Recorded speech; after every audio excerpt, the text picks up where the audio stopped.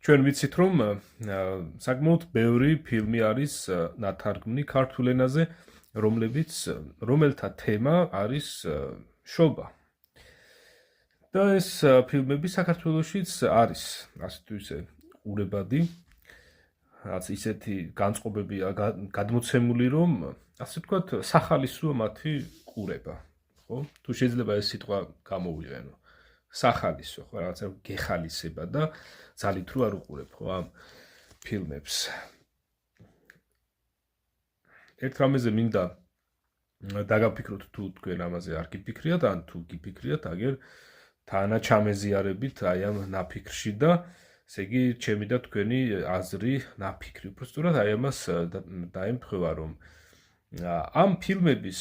უმრავლესობაში თვითონ შობა დღე არის გაკერპებული, რას ნიშნავს ეს, რომ უკვე ეს შობა იესო ქრისტეს შობას კი აღარ უკავშირდება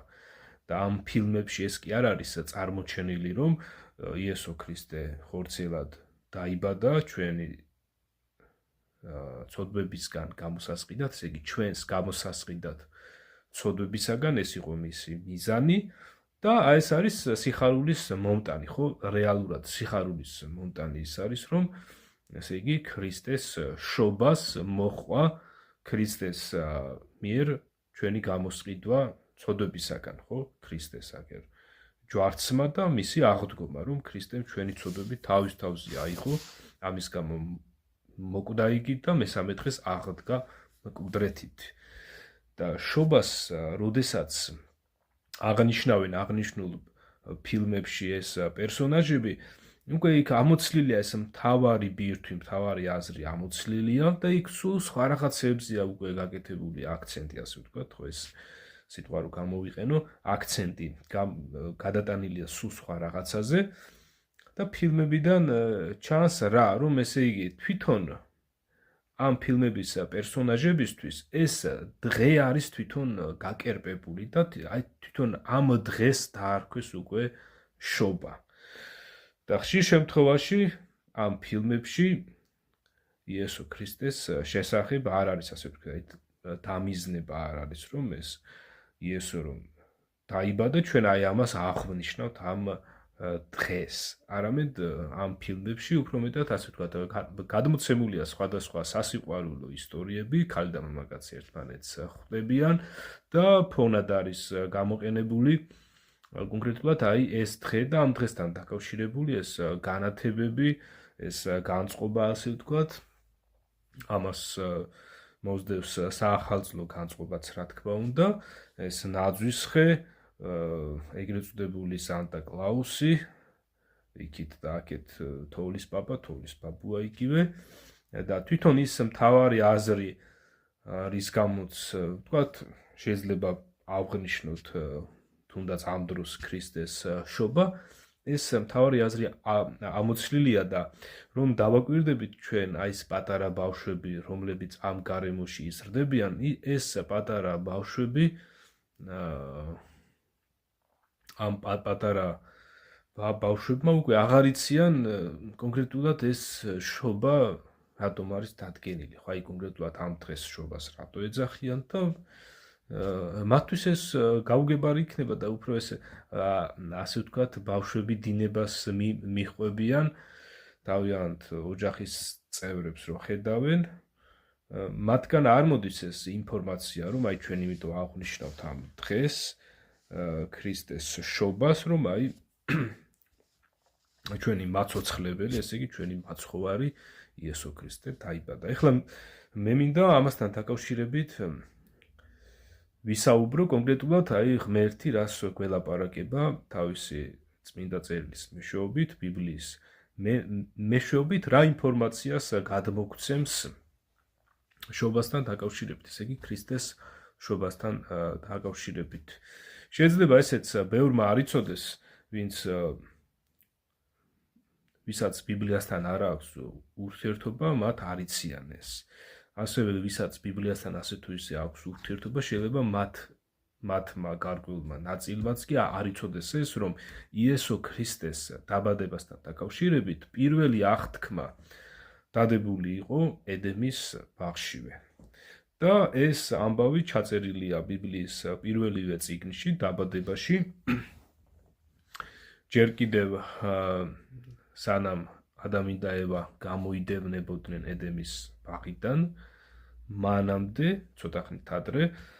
ღმერთმა, როდესაც განაჩენი გამოუტანა სამივე მათგანს, ესე იგი ადამსაც, მის მეუღლესაც და შემაცდენელ ეშმაკსაც, სწორედ აი იმ დროს შემაცდენელ ეშმაკს ეუბნება ასეთ სიტყვებს, რომ მტრობას ჩამოვაგდებო შენსა და დედაკაცს შორისო, შენს თესლსა და დედაკაცის თესლს შორისო, ის თავს გაგიჭეჭყავს, ხოლო შენ ქუსლს დაუგესლავო. ის თავს გიჭეჭყავდეს, ხოლო შენ ქუსლს უგესლავდეო. აი ეს არის სწორედ პირველი დაპირება და პირველი აღთქმა დადებული, ასე ვთქვათ, იესო ქრისტეს მოსვლასთან დაკავშირებით. ეს კონკრეტულად ეს განაჩენი ეშმაკს რომ გამოუტანა ღმერთმა, ჩაწერილია ბიბლიის პირველ წიგნში, დაბადებაში, დაბადების მესამე თავის მე-15 მუხლში. დაბადება მესამე თავის მე-15 მუხლი და ეს ძალიან მნიშვნელოვანია იმ თვალსაზრისითაც, რომ როდესაც ვინმე იკითხავს, რომ აი რომელია ყველაზე ძველი რელიგიაო და აი ამ ასე ვთქვათ საუკუნეებით რო საზღვრავენ ამა თუ იმ რელიგიის ჭეშმარიტებას მათი გაგებით, მნიშვნელოვანია რომ ჩვენ ვიცოდეთ, რომ ქრისტიანობა არ არის ასე ვთქვათ 2000 წლის ჯერ ერთი ღმერთი მარადიულია, იგი არ ექვემდებარება საუკუნეებს, ღმერთი არის ამ დროის მიღმა დგას, ღმერთმა შექმნა ეს დრო და სანამ ღმერთი ამ დროს შექმნიდა, მანამდე ღმერთი სულ არსებობდა, ესე იგი მარადისობაში ღმერთი ყოველთვის არსებობდა. მარადისობაში ღმერთი მარადიულია, იგი იყო, არის და იქნება და შესაბამისად სიძველეზე, ასე ვთქვათ, არ უნდა გავაკეთოთ ჩვენ მაინც და მაინც რაღაცა დამიზნება, მაგრამ ამ შემთხვევაში როდესაც ვიღაცა იტყვის, რომ ქრისტიანობას აქვს 2000 წლის ისტორია და არსებობს უფრო ძველი რელიგიებიც და ისინი უფრო სანდოები არიან, ამ შემთხვევაში ჩვენ უნდა ვიცოდეთ ბიბლია და ბიბლიიდან ღმერთი ცხადად გველაპარაკება იმას, რომ ღმერთმა როდესაც შექმნა პირველი კაცი ადამი, აი სწორედ იქიდან მოყოლებული ღმერთს კავშირი არ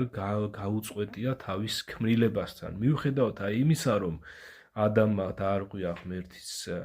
სიტყვა, ამის გამო მოკვდა იგი, მაგრამ ღმერთმა ადამი არ დატოვა უიმედობაში და აი ეს აღთქმა ედემშივე იქნა დადებული, რომ დადგებოდა დრო, როდესაც ქალის თესლისაგან დაიბადებოდა პიროვნება, რომელიც აი ეშმაკს დაამარცხებდა და თავს გაუჭეჭყავდა, ესე იგი, და ჩვენ ცოდვისგან გამოგვისყიდდა და ღმერთთან დაგვაბრუნებდა. ეს იყო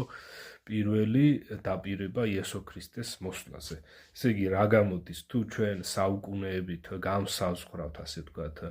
ქრისტიანობას, ამ შემთხვევაში რა თქმა უნდა, უპირველესი იყო ქრისტეს მოსვლაზე დაფუძნებული აი ეს რწმენა, ესე იგი, რომ ადამიც და მისი შთამომავალი მორწმუნე პიროვნებები, ესე იგი, ღვთის შვილები, ელოდებოდნენ ღვთის აი ამ აღთქმის შესრულებას და აი ამ რწმენაში გარდაიცვალნენ ისინი, რომ ისინი აღიარებდნენ თავიანთ ცოდვილობას და ელოდებოდნენ იესო ქრისტეს მოსვლას. და გავიდა ადამიდან საკმაოდ დიდი ხანი და უკვე აი აგერ ახალი აღთქმის ფურცლებიდან, ბიბლიიდან ჩვენ ვიგებთ თუ როგორ აღსრულდა აღთქმა ღვთისა ადამიანთათვის დადებული, რომ ქალწული ქალისაგან, ესე იგი მარიამისაგან, ქალწული მარიამისაგან ხორციელად იშვა უფალი ჩვენი იესო ქრისტე და ამ შემთხვევაში ზუსტად აღსრულდა აი ეს აღთქმა, რომ დედაკაცის თესლისაგან უნდა დაბადებულიყო და არა მამაკაცისა და დედაკაცისაგან. ესე იგი ჩვენ ხო ვიცით, რომ დღევანდელობაში აგერ შესანიშნავად ჩვენ ვიცით, რომ ადამიანები იბადებიან ქალისა და მამაკაცის შეერთების შედეგად, ხდება ქალის ორგანიზმში კვერცხუჯრედის განაყოფიერება მამაკაცის სპერმატოზოიდის მეშვეობით და ესე იგი ორივე მათგანი, ქალის და მამაკაციც იღებენ მონაწილეობას ბავშვის დაბადებაში. რაც შეეხება ქალწულ მარიამს, აი მის შემთხვევაში ასეთი რამ არ მომხდარა არამედ, როგორც ღმერთს ჰქონდა დადებული აღთქმა და დაპირება, ზუსტად ქალის თესლისაგან, ესე იგი სასწაულებრივად, სულიწმინდისაგან მარიამს ჩაესახა ბავშვი, რომელიც არის აგერ უფალი ჩვენი იესო, რომელმაც გამოგვისყიდა ცოდვის მონობისაგან მისი მორწმუნეები და ჩვენ აი ამ რწმენაში, ესე იგი ვინც ჩვენ აი ამ რწმენაში ვიმყოფებით, ჩვენთვის სასიხარულო ზუსტად აი ეს არის, ესე იგი ქრისტეს დაბადებას მოჰყვა ჩვენი გამოსყიდვა ჩვენივე ცოდვებისაგან და აი ეს არის სასიხარულო, აი ეს არის მნიშვნელოვანი უფალმა იესომ აი ეს იქადაგა რომ იმისათვის მოვედიო წუთისოფელშიო რომ ცოდვილნი ვიხსნაო და თავის მოციქულებსაც იგივე დაავალა რომ წასულიყვნენ მისი მოციქულები მსოფლიოს სხვადასხვა ხალხებთან ადამიანებთან მიეტანათ აი ეს სასიხარულო ინფორმაცია რომ იესომ ჩვენი ცოდვები თავის თავზე აიღო ხის ჯვარს მიალურსმნა ამის გამო მოკვდა იგი და მესამე დღეს აღდგა მკვდრეთით და ყველა ვინც იესო ქრისტეს აღიარებს თავის უფლად და თავის მხსნელად ყველა ვინც ქრისტეს მოძღვრებაში დარჩება და რაიმე უცხო ყალბ მოძღვრებას არ შეურევს ქრისტეს მოძღვრებაში ყველა მათგანი გამოცხადებულია იესო ქრისტეს მიერ ცოდვისგან გამოსყიდულად და უკვე ჩვენ ქრისტიანები აღარა ვართ ცოდვის მონები, არამედ ჩვენი უფალი არის უკვე იესო ქრისტე. ესე იგი, თუ კი ადრე დამონებულნი ვიყავით ცოდვას, ახლა ქრისტემ გაგვანთავისუფლა და ახლა დავემონეთ უფალს სასიცოცხლოდ. ესე იგი, ადრე ვიყავით ცოდვის მონები სასიკვდილოდ, ხოლო ახლა გავხდით იესო ქრისტეს მონები სასიცოცხლოდ და თავისუფლებისთვის. რეალურად ქრისტემ ჩვენ გაგვანთავისუფლა ცოდვისგანაც და ასევე